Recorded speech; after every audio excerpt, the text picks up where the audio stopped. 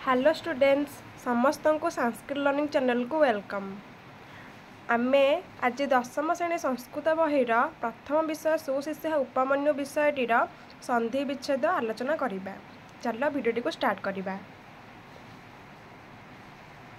सुशिष्य उपमन्यु संधि विधानम चिनुत माने से तुमको संधि विच्छेद करके देछि तमे ताको गोटे वर्ड रे जोड़िबा माने संधि करिबो।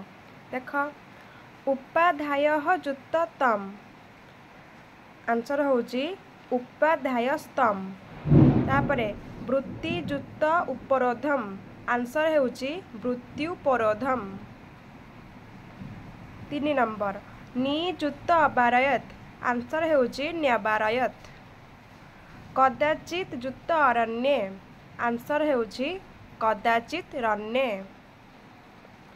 कुत्र जुत असी आंसर होची कुत्रासी। पतितः जुत असी आंसर होची पतितो पतितो खंडाकार थिबो मझिरे सी। बी नंबर बी ऑप्शन दा। प्रजुत आहतोहु आंसर हबो ए प्राहतोहु। तथा जुत एव आंसर हेबो डी तथैव। अद्य जुत अपि आंसर हबो ए अद्यापि। एही जुत इति आंसर हबो ए एहिति। एठी थिला हमर संधि विधानम चिन्हुत संधि विधान कर।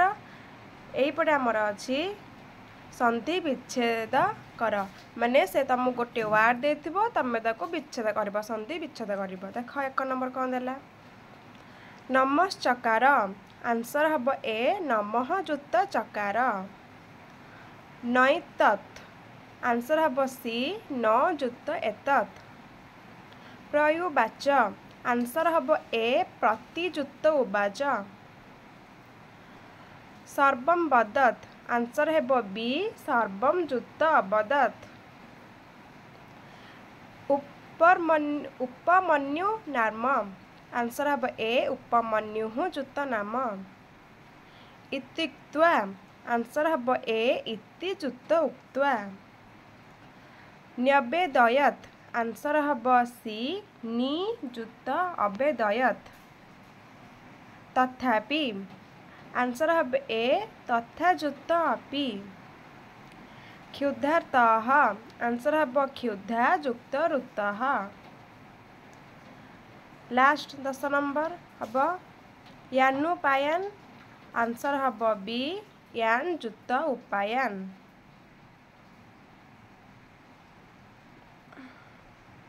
तेणु पिला माने आज आमर से 10टा क्वेश्चन एपटू 10टा क्वेश्चन आमर टोटाल 20टी संधि विच्छेद आम आलोचना कले।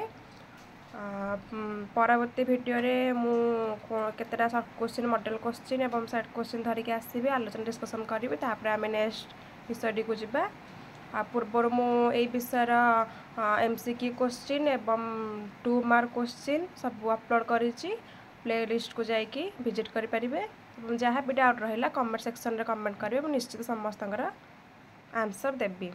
सो आज क्लास एतिकी। Thank you all.